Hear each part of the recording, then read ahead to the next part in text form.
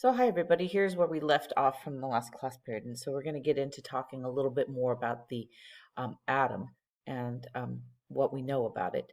But this gives you a good idea of the progression of our understanding of what is inside the atom and what we understand to be the modern atomic theory. So if you go back to all the way back to John Dalton, which he pictured the atom as a sphere which could not be broken up any further, and then Thomson, who had the plum pudding model, followed by Hontaro Nagaoka, a Japanese physicist. We didn't really talk about him, but he was prior to Bohr, and probably Bohr built on his work.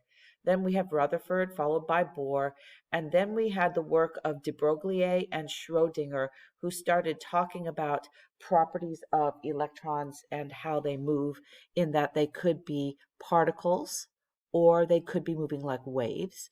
And Schrödinger came up with the idea of how electrons move, which this is all building on the idea of the cloud as the model for where the electrons are located. And after all of that, in the early 1930s, we have Chadwick, who identified the particle that has no charge, so the neutron. All right, so remove all space within the atoms making up the human body, and every person that's ever lived would fit inside a baseball. That is just a creepy thing, but I thought that I would share that with you right there. So we go on to our next part of our notes, which is basically discussing something called the mass number. And when we're talking about the mass number, we are needing to be able to describe something other than what you find on the periodic table. This is different than the atomic mass, which is found on the periodic table. Mass number is often represented following a hyphen and then a whole number after the name or symbol of the element. We find the mass number by calculating the number of protons plus the number of neutrons. That gives us the mass number. We can also turn that calculation around. For instance, if we know the mass number, we can use it to find the number of protons, or we can use it to find the number of neutrons, depending upon what we have that is missing. So you'll notice that on the periodic table, we have this thing called the average atomic mass, and that is different than the mass number. Mass numbers are written as whole numbers where we add protons and neutrons together. The average atomic mass is actually an average of the masses of all of something called an isotope found in nature. So how do we do this? How do we spend some time doing the calculation of the mass number? And so you'll notice that with an example like carbon-14, carbon-14 has a mass number after the hyphen of 14, and that the atomic number then can be looked up on the periodic table by looking up carbon on the periodic table, carbon having an atomic number of 6. And as you learned from last class period, that also means that it has a 6 for the number of protons. But to determine the number of neutrons, we are going to have to use that mass number and subtract the 6. And then we end up with being able to report that we have 8 neutrons. So this calculation right here becomes very important to you, but it also might be important if you needed to do some sort of opposite work here like this. So calculating the number of neutrons can be done if you know the mass number and the number of protons. Okay, so let's give this a try. How many protons and neutrons are in nitrogen 15? So let's take a look at both the nitrogen part and the 15 being the mass number.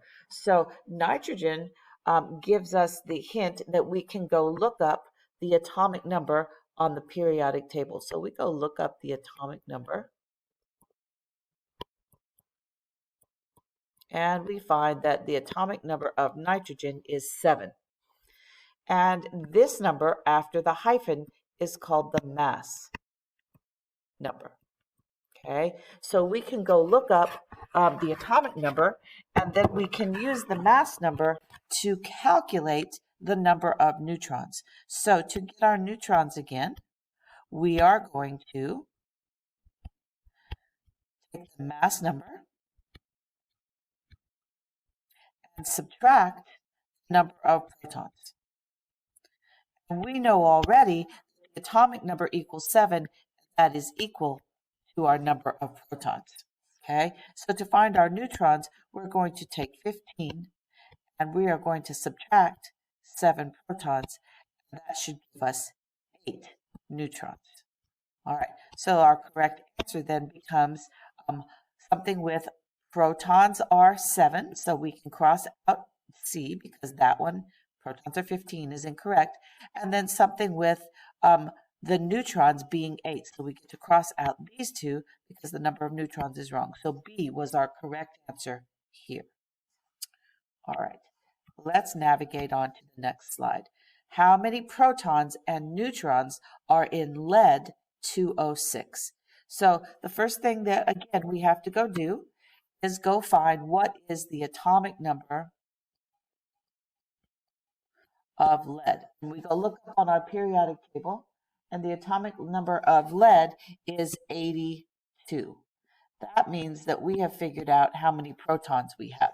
That means we get to cross out C and D because 83 and 80 are incorrect. If we used 83, that would be bismuth. And if we used 80, that would be mercury. So now we're down to just A or B. To figure out the number of neutrons again, we're going to take the mass number given to us as the number following the hyphen minus the number of protons. So I'm going to do 206 minus 82, which gives me 124, and my correct answer then becomes A. All right, and you're going to be asked to do this kind of thing pretty commonly. All right, so we are going to move ourselves along to what about those ions? We've sort of alluded to what is an ion when we were talking about atoms, but now we're going to talk about ions. And ions, as succinctly as possible, ions have a different number of protons and electrons. That's going to be different than an atom. An atom has the same number of protons and electrons, but ions have a different number of protons and electrons. The thing you have to remember closely is that the number of protons will always stay the same. It is going to be the number of electrons that will change. If a particle has more electrons than protons, then it is going to have an electrical charge assigned to it.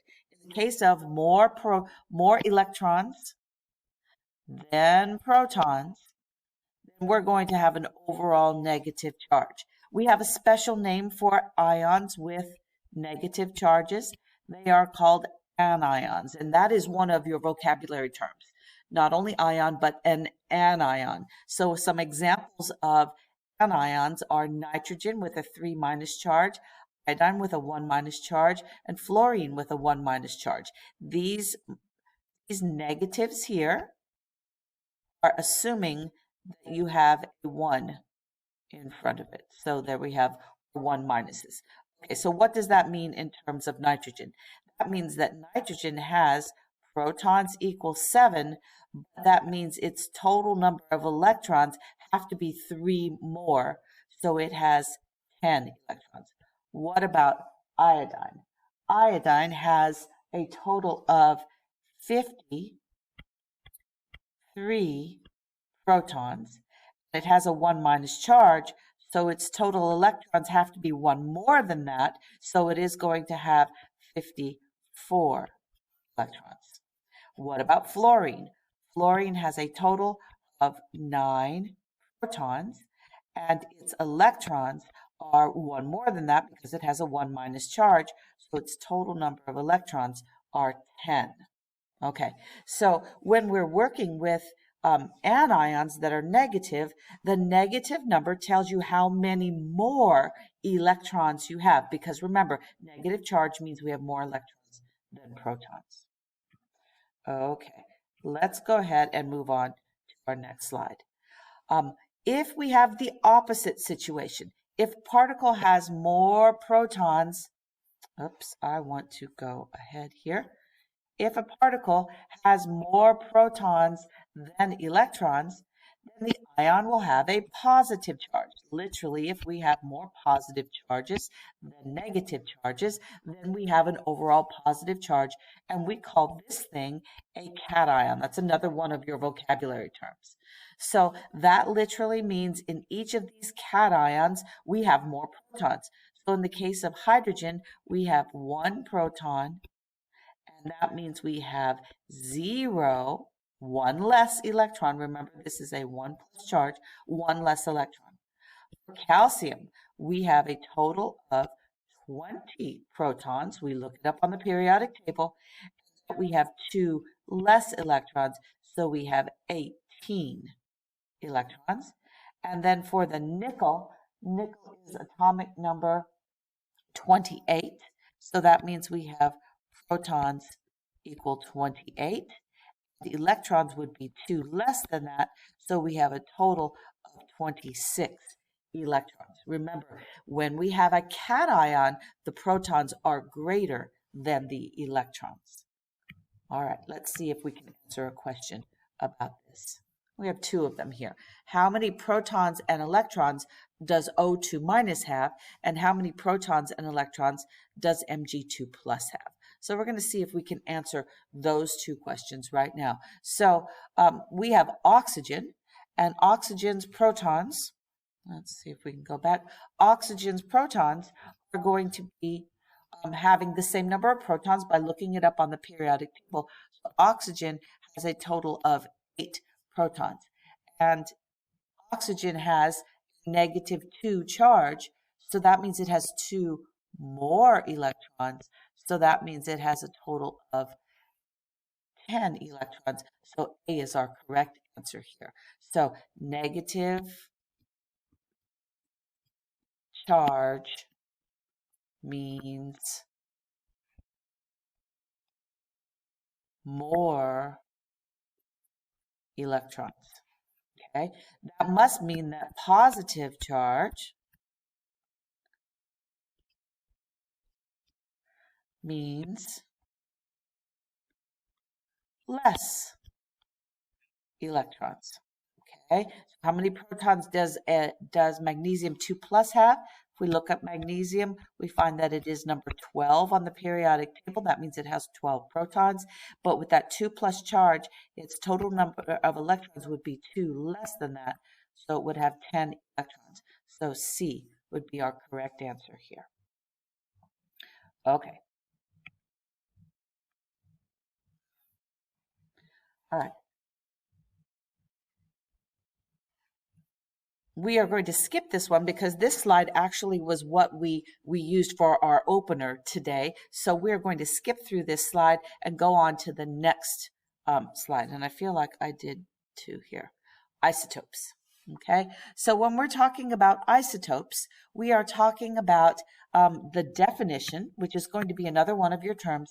Isotopes are atoms of the same element with different masses due to a different number of neutrons. So let's be sure that you know that we have a different number of neutrons, so we have a different mass. Remember, our mass number can be determined by protons plus neutrons. And if we change our number of neutrons, we've changed our mass number. So we use a symbol to help us recognize what all we have. Sometimes you'll see the symbol written as 14/6 on the right-hand side. Sometimes you'll see it written on the left-hand side. I prefer the left-hand side, so we're going to use the left-hand side, 14/6. And if there is a charge, as in an ion, it will be right here. In this case, there is nothing here, so this carbon does not have a charge. So let's go ahead and see if we can identify some of the pieces here. How many protons are in this isotope? So this is carbon. So the protons, the atomic number, is written right here on the bottom. So the number of protons for carbon is 6. You could have looked that up on the periodic table, but it's listed here in our notation. Our mass number is written on the top here. So we want to know neutrons and electrons. Let's do electrons first. Since there is no charge, that means our protons and electrons are the same as each other. So how do we get a charge? Charge can be gotten by taking our protons and subtracting our number of electrons. Okay? So since we have a 0 charge in this case, then protons, which are 6, must be the same as electrons. So those two things balance out. Our final thing, our neutrons, can be gotten by taking our mass number, 14, and subtracting our number of protons, and that gives us 8 for our number of neutrons. And yes, you should definitely have all of this stuff written down in your notes. Okay, so when you look at isotopes of carbon, you can see that carbon is the atom, but the difference is all going to be based on the number of neutrons. Carbon 12 is going to have 6 neutrons, carbon 13 is going to have 7 neutrons, and carbon 14 is going to have 8 neutrons. So all of those are going to have the same number of protons because they're all carbon. The way they're going to be different is in their number of neutrons.